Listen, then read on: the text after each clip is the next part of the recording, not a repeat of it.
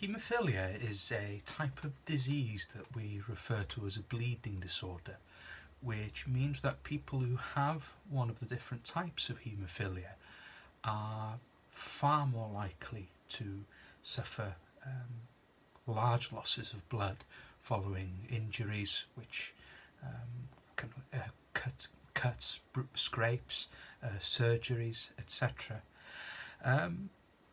What we call haemophilia is actually two separate diseases that we call haemophilia A and haemophilia B.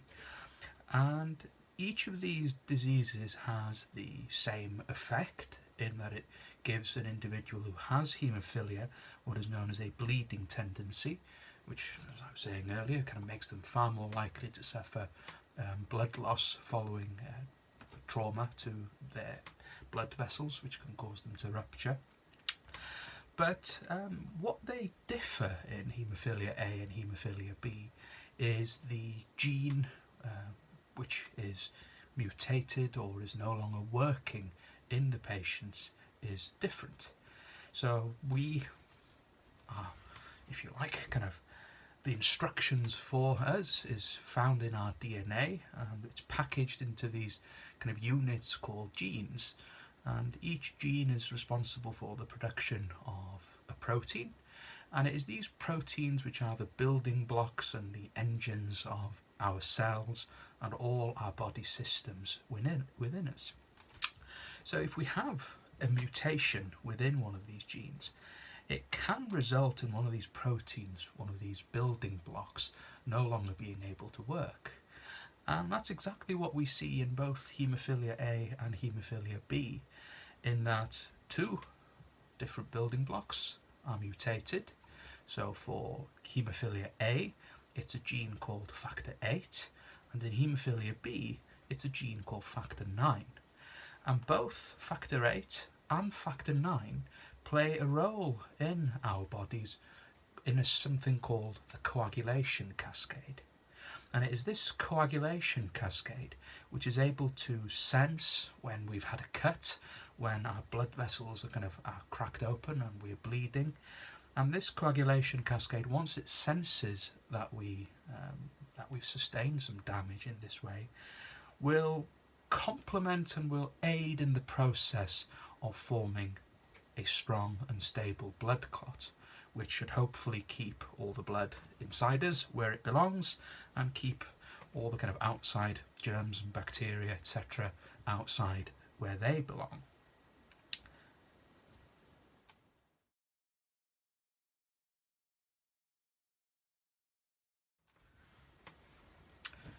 Both the haemophilias are relatively rare diseases. In figures that were collected in the UK in 2016, it was noted that for haemophilia A, there were about 8,000 individuals across the United Kingdom who had haemophilia A, which is caused by a defect within the factor 8 gene. And haemophilia B is rarer still, and in the same kind of set of data, it was estimated that there are about 2,000 individuals who have haemophilia B in the UK, caused by a defective version of factor 9. Now, one of the interesting things that we see with both types of haemophilia is that men are far more likely to have haemophilia, either A or B, than women. Why is this? Well, the genes which produce factor 8 and factor 9 are located on a chromosome within our cells called the X chromosome. Now, the X chromosome is one of the two sex chromosomes that we have in our human biology. It is these sex chromosomes which dictate our biological sex. Women have 2 copies, so a biological female will have 2 copies of the X chromosome, whereas a biological male will have 1 copy of the X chromosome and 1 copy of the Y chromosome.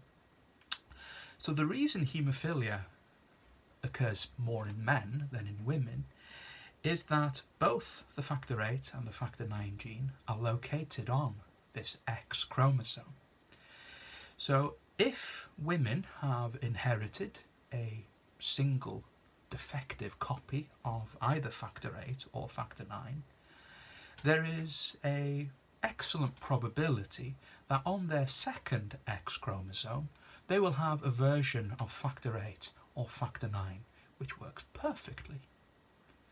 With men, however, because men only have a single X chromosome, if the version of factor 8 or factor 9 within that X chromosome is mutated or is defective, it will result in no production or limited production of factor 8 and factor 9, and we don't have the second X chromosome to compensate for it.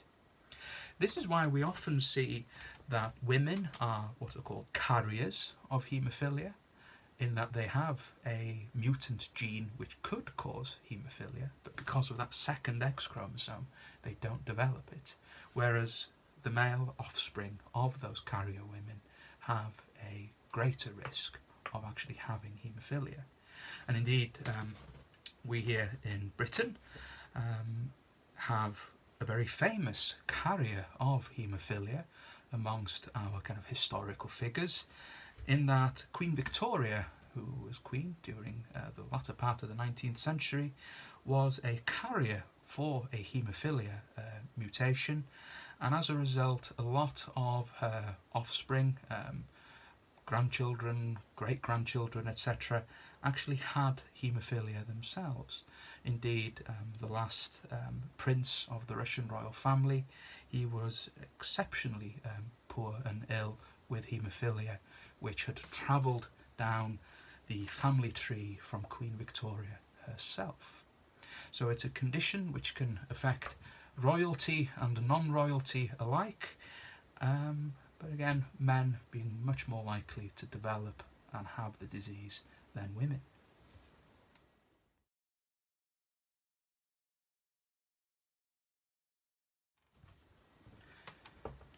Treatment of haemophilia has developed significantly over the last few decades, in that nowadays if a patient who has haemophilia is suffering from a kind of excessive bleeding, or they need to go in for surgery or maybe even a dental appointment where there's a risk of bleeding, we're actually now able to top up the levels of these coagulation factors in these patients to help counter the bleeding tendencies that they have.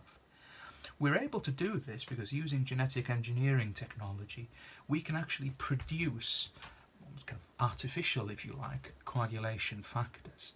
So we can produce what is known as recombinant factor 8 and recombinant factor 9. We can then prescribe this recombinant factor to a haemophiliac patient in order to try and bring up their levels of coagulation factors into the normal safe level.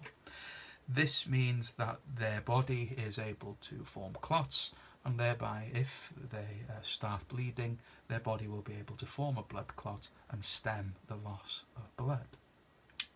I mentioned we've come a long way recently, because the way we used to treat haemophiliac patients before the advent of recombinant coagulation factors was using a part of blood known as plasma. So the blood that's running through your veins at this very minute is essentially can be split into several kind of different parts. We have the red blood cells which carry oxygen around our body. We have the white blood cells which fight off infections. We have platelets which help form blood clots. And all of these cells are suspended or swimming in essentially a fluid called blood plasma. And if you donate blood, what will happen is it'll be kind of spun down, your cells will be taken into a couple of different bags, and the fluid which is left can then be used as blood plasma. And in a patient who doesn't have haemophilia, their blood plasma will be filled with coagulation factor number 8 and number 9. So the way haemophiliac patients used to be treated was that they would receive regular blood plasma transfusions from patients who didn't have haemophilia. This did lead to some significant risks to the patients who had haemophilia, and indeed it resulted in a significant number of haemophilia patients in the 70s and the 80s actually developing infections such as hepatitis and even HIV, which had been transmitted by these plasma transfusions, which is one of the reasons why the use of recombinant coagulation factors in this day and age is much, much safer. Because we produce it in a sterile, safe lab environment, we know that it's relatively kind of risk-free, free of contaminants, which means it's a much, much safer product to transfuse into patients.